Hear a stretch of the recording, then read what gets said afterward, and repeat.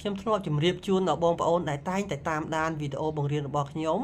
ថាបងប្អូនរៀនពាក្យបច្ចេកទេសជាភាសាអង់គ្លេសនៅសន្តាគារផ្ទះសំណាក់ឬក៏ភោជនីយដ្ឋាន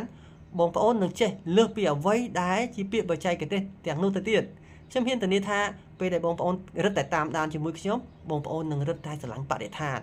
បងប្អូនរឹតតែតាមដានជាមួយខ្ញុំបងប្អូននឹងរឹតតែស្រឡាញ់វិស័យទេសចរបងប្អូននឹងមានការចូលរួមដើម្បីធ្វើយ៉ាងម៉េចឲ្យវិស័យទេសចរនៅក្នុងប្រទេសកម្ពុជាយើងមានភាពរីកចម្រើនទៅមុខទៅទៀតបាទ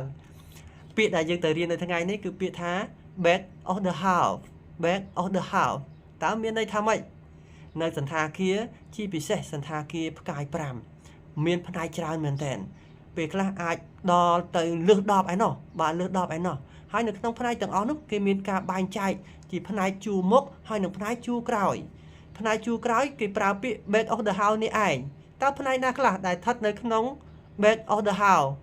បាទ Housekeeping Department ផ្នែកគេហកិច្ចគឺជាផ្នែកមួយដែលចូលទៅក្នុង back of the house នោះហើយមានអីទៀតដូចជាផ្នែកធនធានមនុស្ស Human Resource បាទដូចជាផ្នែក Finance បាទក៏ជាផ្នែកដែលគេចាត់ទុកថាផ្នែកជួរក្រោយផ្នែកជួរក្រោយដូច្នេះបងប្អូនរៀនពាក្យថ្ងៃនេះគឺពាក្យ back of the house បាទសូមអរគុណ